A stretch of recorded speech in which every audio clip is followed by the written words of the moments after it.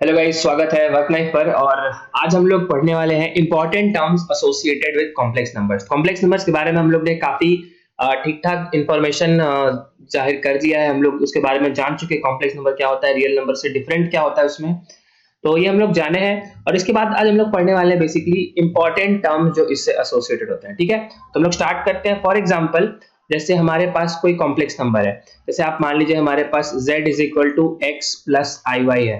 तो हमारे पास इससे इंपॉर्टेंट रिलेटेड टर्म्स क्या क्या होते हैं, तो आप लोग सबसे पहले जानिए गाइज। एक होता है कॉन्जुगेट, यानी किसी भी हमारे पास कॉम्प्लेक्स नंबर होता है उसका कॉन्जुगेट किसको बोलते हैं। सेकंड ऑप्शन आता है हमारे पास की मॉड्यूलस, है ना। मॉड्यूलस क्या होता है, उसका डेफिनेशन क्या होता है, निकालते कैसे हैं of that complex number.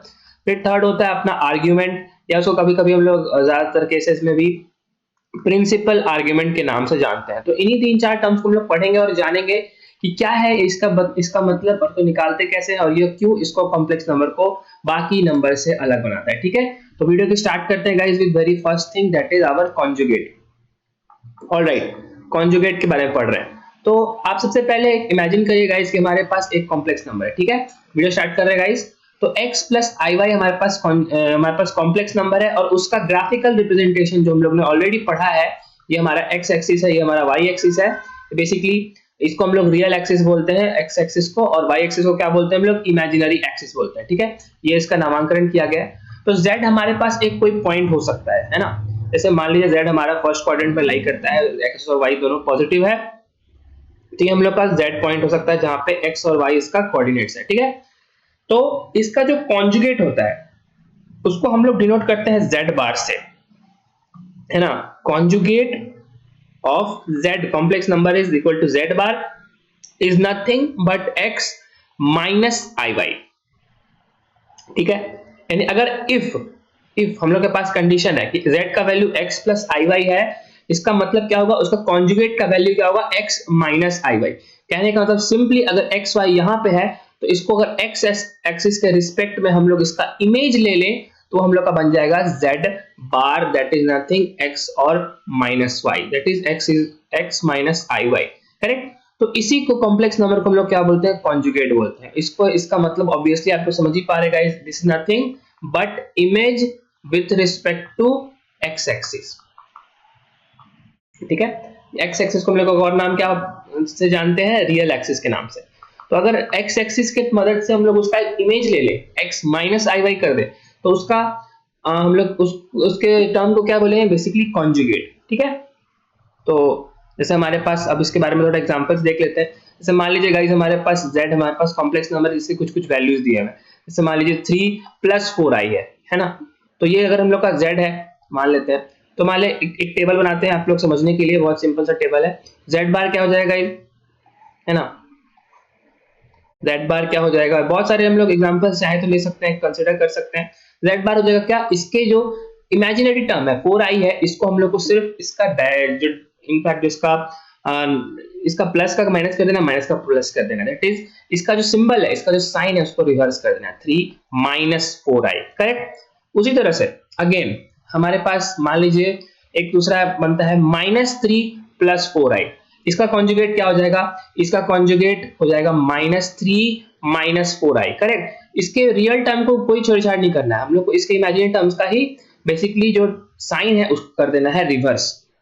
Again -3 minus 4i हो, तो इसका क्या हो जाएगा z बार, इसका z बार हो जाएगा -3 प्लस 4i। और फाइनली अगर हम लोग मान लें कि ये हम लोग कर देते हैं, एक और कौन बच गया, 3 plus minus minus plus 3 as it is रहेगा, और -4i। अगर हम लोग इसका z मान लें, तो इसका कॉन्जुगेट क्या हो जाएगा, कॉन्जुगेट हो जाएगा 3 प्लस 4i। ठीक है, यानी ये हम लोग का हो गया z वर्सेस z बार। अंडरस्टूड, तो ये हम लोग का होता है कॉन्जुगेट। सेकंड प्रॉपर्टी पे आते हैं, अंडरस्टूड हो गया अब तक गाइस, ये होता है सेकंड मॉड्यूलस। ऑलराइट, तो हमारे पास अगेन हम लोग हर केस में मान लेते हैं कि if z is equal to x plus i y है, यानी ग्राफिकल फॉर्मेट में वो z पॉइंट कहीं यहाँ पे लाई कर रहा है, तो इसका मॉड्यूलस क्या होता है। तो मॉड्यूलस का guys definition, by definition we say that, by definition कि modulus is nothing but the distance of that complex number with respect to origin. अगर हमारे पास वो कॉम्प्लेक्स नंबर z है, यहाँ पे दिया हुआ है, उसको अगर हम लोग को डिस्टेंस निकालना ओरिजिन के रिस्पेक्ट में, उसी को हम लोग क्या बोलते हैं, मॉडुलस ऑफ z, यानी z मॉड, इसको हम लोग ऐसे लिखते हैं, that is modulus of z is equal to nothing but distance between that origin point and the complex number itself. ठीक है, तो z का हम लोग को कोऑर्डिनेट तो पता ही है, x और y है ना, और ये ओरिजिन का कोऑर्डिनेट हम लोग को क्या पता है, वो 0 0 पता है। तो बाय डिस्टेंस फार्मूला हम लोग को क्या पता है कि डिस्टेंस, हम लोग सब जानते हैं डिस्टेंस फार्मूला के तरफ से क्या होता है कि अगर हमारे पास दो कोऑर्डिनेट्स हैं x1 y1 और x2 y2, तो डिस्टेंस होता है x2 माइनस x1 का whole square plus y2 minus y1 का होल स्क्वायर। इस केस में हमारा x2 क्या है, x2 ये दिस नंबर है x, और x1 क्या है, x1 दिस ओरिजिन का x coordinate x minus 0 whole square. Similarly y2 minus y1 y minus 0 का होल स्क्वायर, इसको हम लोग कर देंगे root over x square plus y square. इसका मतलब बाय डिफिनिशन अगर हमारे पास z is equal to x plus y y है, तो मॉड z क्या हो जाएगा, root over x square plus y square. ठीक है, ये आप लोग को कभी नहीं भूलना है, बहुत आसान सा टॉपिक है, बहुत इम्पैक्ट आसान, जितना आसान है उतना इंपॉर्टेंट भी है। ठीक है, तो ये आप लोग को भूलना नहीं है। ये हो गया हम लोग का अबाउट मॉडुलस। ठीक है, तो बेसिकली अबाउट ओरिजिन के रिस्पेक्ट में डिस्टेंस बोलते हैं। तीसरा चीज आता है हमारा, ये एक खास चीज है, ये एक अलग चीज है, तो इसको आप लोग थोड़ा सा फोकस देंगे। ये अपना होता है आर्ग्यूमेंट। आर्ग्यूमेंट, ठीक है, आर्ग्यूमेंट क्या होता है, आर्ग्यूमेंट पहले मैं आपको डेफिनेशन किसी पे भी जाने से पहले मैं आपको कुछ कुछ प्लॉट्स बना के दिखाता हूँ, आप लोग उसमें थोड़ा सा ध्यान देंगे। हमारे पास मान लीजिए थ्री ग्राफ्स है, 3 प्लॉट्स है। ठीक है, बेसिकली वही अपना ग्राफिकल रिप्रेजेंटेशन ही करेंगे। एक हमारे केस में यहाँ पे z है, यहाँ पे आ रहा है कॉम्प्लेक्स नंबर, इसको हम लोग z1 नाम दे देते हैं। दूसरे केस में यहाँ पे आता है z इधर आ रहा है और z2 कर देते हैं इसको, और तीसरा कहीं भी हम लोग लेट्स से कॉम्प्लेक्स नंबर यहां से ले लेते हैं। ठीक है, z3। तो हम लोग तीनों केसेस में हमारे पास 3 कॉम्प्लेक्स नंबर है। ठीक है, तो हम लोग एक चौथा भी चाहे तो बना ही सकते हैं, कोई दिक्कत नहीं है कि हम लोग एक चौथा ग्राफिकल रिप्रेजेंटेशन में हम लोग कॉम्प्लेक्स नंबर को देख रहे हैं, जहां पे हमारे पास z4 पॉइंट क्या है, चौथे क्वाड्रेंट में है, z4 में। तो हम लोग को जानना है कि आर्ग्यूमेंट क्या होता है, आर्ग्यूमेंट पे थोड़ा ध्यान देंगे। तो आप एक काम करिए गाइस, ये सारे जो कॉम्प्लेक्स नंबर्स है उसको ओरिजिन से पहले डॉट डॉट लाइन से उसको जोड़ दीजिए। ठीक है, ओरिजिन हम लोग को ये पता है और ये पॉइंट को हम लोग मानते हैं पॉइंट P है, इस कॉम्प्लेक्स नंबर का z1 है। सिमिलरली इसको अगर हम लोग ओरिजिन से जोड़ेंगे तो ये कितना हो जाएगा, यहाँ पे ये पॉइंट आ जाएगा, ये OP बन जाएगा।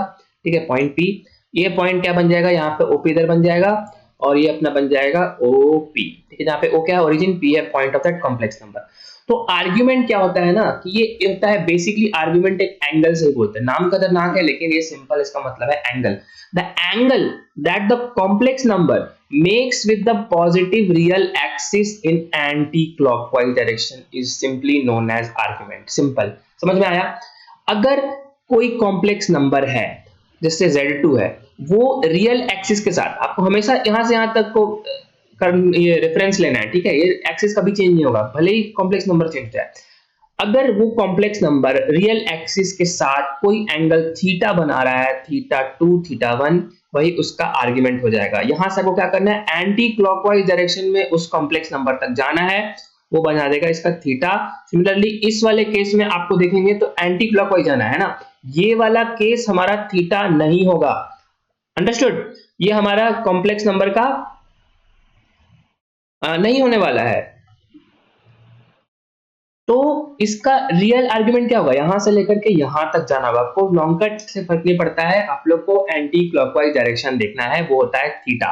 ठीक है, ये अपना हो जाएगा आर्गुमेंट। ये आर्गुमेंट हम लोग कैसे निकालते हैं हम लोग देख लेंगे, जहां पे हम लोग को z1 डिफाइंड है as x1 plus iy1, z2 है x2 plus iy2 and so on. ठीक है, अंडरस्टूड। तो ये हो गया आर्गुमेंट। तो आर्गुमेंट से एक स्टेप आगे बढ़ करके जो नेक्स्ट कॉन्सेप्ट आता है वो होता है basically principal argument. Principal argument, और यही इनफैक्ट आप लोग को बेसिकली याद रखना है, प्रिंसिपल आर्गुमेंट याद रखना है, आप लोग के काम में भी आएगा। और यूजुअली जब हम लोग आर्गुमेंट बोलते हैं ना, उसका मतलब प्रिंसिपल आर्गुमेंट ही होता है।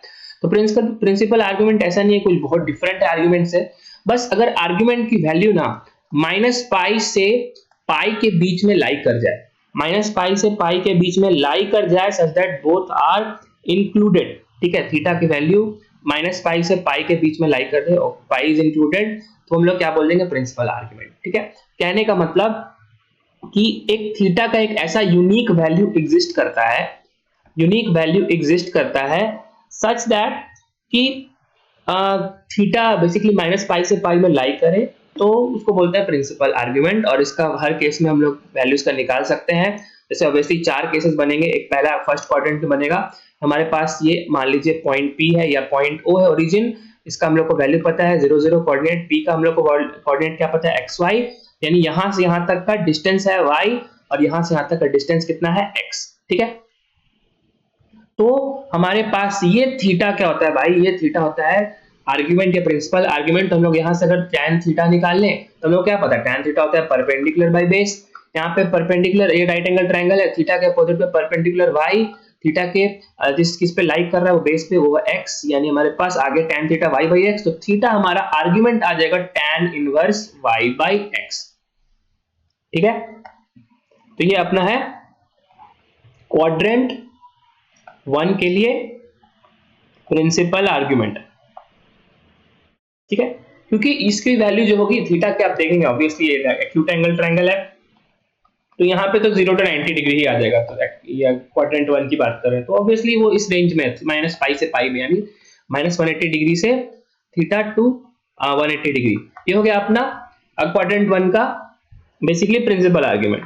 ऑलराइट, तो इसी तरह से बाकी आर्ग्यूमेंट भी हम लोग देख सकते हैं चाहे तो आप लोग इतना में आप लोग इस पे फोकस मत करिएगा, इसे आप लोग बस सीख लीजिए, इतना ही काफी हमारे लिए। हमारे पास मान लीजिए कि आर्ग्यूमेंट तो आप लोग को बेसिकली फंडा वही है tan inverse y by x, लेकिन क्या होता है ना कि अगर इस फर्स्ट क्वाड्रेंट में देखें तो फर्स्ट क्वाड्रेंट में क्या होता है कि जो एंगल्स होते हैं, जो एक्यूट एंगल्स होते हैं वो 0 से 90 डिग्री के बीच में होता है ना। इस केस में क्या होता है 90 to 180 डिग्री होता है, करेक्ट। उस तरह से यहाँ पे होता है 180 to 270 और फाइनली इस केस में क्या होता है 270 to 360। यानी क्वाड्रेंट 1 और 2 तो बहुत बढ़िया भाई, उसमें कोई दिक्कत नहीं है क्योंकि प्रिंसिपल आर्ग्यूमेंट के रेंज में आ गया, 0 to 180 में आ गया, that is 0 is nothing but okay that's it. लेकिन इस केस में क्या है, ये अगर 180 डिग्री तो ठीक है, लेकिन 270 जो है वो होता है 3 पाई बाई 2 के बराबर। 360 क्या होता है 2 पाई के बराबर होता है। ये क्या है, ये 3 पाई बाई 2 और 2 पाई इनफैक्ट प्रिंसिपल आर्ग्यूमेंट के लिमिट से ज्यादा है, उसके एक्स डोमेन से ज्यादा है, यानी माइनस पाई से पाई जो हम लोग बोलते हैं उससे बढ़कर है। 3 पाई बाई 2 इस रेंज में आता है, पाई से प्लस में आता है, 2 पाई और ऊपर आता है ना, तो नेगेटिव में जाएंगे तो और उसकी सेम बात चलेगी, मतलब -3 पाई बाई 2 भी और -2 पाई भी इस रेंज से बाहर है। तो इसके लिए हम लोग क्या करते हैं, प्रिंसिपल आर्ग्यूमेंट का आप लोग बस ये फंडा याद रखिए कि अगर फर्स्ट क्वाड्रेंट में है, ठीक है, तो अभी हम लोग ने जस्ट देखा कि tan inverse y by x हो जाता है इसका argument as well as principal argument. तो अगर हम लोग इस पे इनको जनरलाइज करें अगर हम लोग प्रिंसिपल आर्ग्यूमेंट के बारे में, तो अगर आप लोग देखें तो प्रिंसिपल आर्ग्यूमेंट जो आप लोग को याद करना है और बहुत इंपॉर्टेंट है, इसको डबल स्टार डाल रहे हैं गाइस, कि यहाँ पे हो जाएगा अपना tan inverse y by x modulus में। ठीक है, मॉडुलस में, सिंपल मॉडुलस है ना। और इस लेफ्ट केस में क्या हो जाएगा पाई minus tan inverse y by x। आप लोग बस ये याद रखिए, जहाँ पे y by x मॉडुलस में, इसको आपको कभी कोई कंफ्यूजन नहीं करना है, एकदम सिंपल स्ट्रेट फॉरवर्ड है। अगर हमारे पास आर्ग्यूमेंट की बात हो रही है तो tan inverse y by x first quadrant का प्रिंसिपल आर्ग्यूमेंट होगा और pi minus tan inverse y by x all are in modulus. y by x की फर्क नहीं पड़ता, y की वैल्यू प्लस है या माइनस है, x की वैल्यू प्लस है या माइनस है, फर्क नहीं पड़ता। आप लोग को y by x निकालना है और उसको मॉडुलस कर देना, दैट इज ये अंदर का टर्म पॉजिटिव होना चाहिए। tan इनवर्स निकालिए, पाई से माइनस कर दीजिए, सिमिलर। और इसके ऑपोजिट में थर्ड और फोर्थ केस में कुछ नहीं करना है, क्या करना है, आपके जो ये दोनों नंबर्स हैं उसको सीधा रिवर्स कर दो। रिवर्स मतलब साइन में रिवर्स कर दो। ये tan इनवर्स क्या बन जाएगा, minus tan inverse y by x बन जाएगा। ठीक है, मॉडुलस, ऑल इन मॉडुलस। और इस वाले केस में क्या बन जाएगा, पाई माइनस tan इनवर्स तो एज इट इज रहा मॉडुलस के साथ, और उस पे आपको क्या चढ़ा देना है, माइनस चढ़ा देना है। ठीक है, यानी दैट्स इट। यानी प्रिंसिपल आर्ग्यूमेंट की बात करें तो first quadrant, second quadrant, third quadrant और फोर्थ क्वाड्रेंट में आप लोग सीधा वन स्ट्रेट आंसर में लिखेंगे tan inverse y by x, है ना, पाई minus tan inverse y by x। इसमें क्या हो जाएगा, थर्ड क्वाड्रेंट में आप देखिए, इसको सीधा उल्टा करना है, minus pi plus tan inverse y by x और finally minus tan inverse y by x। ठीक है, फॉर एग्जांपल एक एग्जांपल भी देख लेते हैं, बना लेते हैं जल्दी से।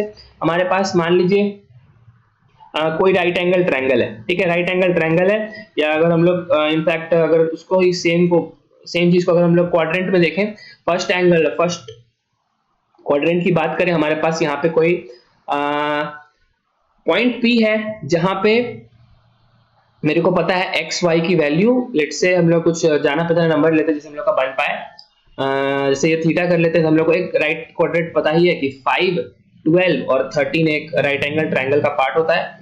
तो इसके लिए principal argument of p x y क्या हो जाएगा, यानी हम लोग के पास कॉम्प्लेक्स नंबर सिंपल पता है एक्स वाई क्या होता है, 5 एंड 12, यानी 5 प्लस 12 आई के लिए हम लोग को निकालना है प्रिंसिपल आर्गुमेंट। प्रिंसिपल आर्गुमेंट क्या हो जाएगा, आर्गुमेंट ऑफ जेड लिखते हैं, फर्स्ट पहले आप क्वाड्रेंट आइडेंटिफाई करिए, दोनों साइन प्लस, यानी plus of tan inverse y by x का मॉडुलस, ठीक है, यानी ऑब्वियसली आप लोग लास्ट स्लाइड देखना है, ये चारों चीज को तुम कंठस्थ कर लीजिए, बिल्कुल भूलना नहीं है, और इस पर डबल स्टार, और उसको इसी हिसाब से आप आर्गुमेंट ऑफ tan ये z निकाल लीजिए, वो हो जाएगा कितना, nothing but tan inverse y by x, y that is 12/5 modulus, that is tan inverse 12/5, ठीक है, हो गया, दैट्स इट, है ना। उस तरह से अगर हम लोग के पास कोई और क्वाड्रेंट में, जैसे हम लोग को मान लीजिए -3 -4 आई है फॉर एग्जांपल, तो ये आप लोगों को कौन सा क्वाड्रेंट है, ये दोनों अगर नेगेटिव होता है तो यहाँ पे ये क्वाड्रेंट है ना, थर्ड क्वाड्रेंट है, क्योंकि यहाँ पे साइन क्या होता है, प्लस प्लस होता है, यहाँ पे साइन क्या होता है, एक्स माइनस हो जाता है, एक्स तो एक्स एक्सिस यहाँ है प्लस में,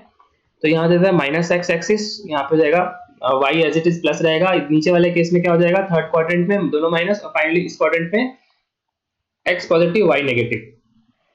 इसको देखिए हमारे पास Z2 कॉम्प्लेक्स नंबर आ रहा है जहां पे दोनों नेगेटिव है, इसका थर्ड क्वाड्रेंट, यानी आपको कैसे लेना है, -पाई minus tan inverse y by x का मॉडुलस, दैट इज इसको आप लोग कर देना है नेगेटिव, ठीक है।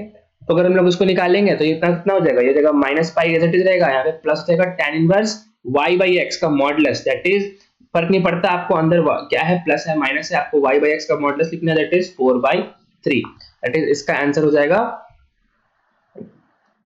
tan inverse 4/3 minus pi, that's it, ठीक है। तो ये भी हम लोग का निकल गया प्रिंसिपल आर्गुमेंट। तो इसी तरह से हम लोग ने समझा कि ये अपना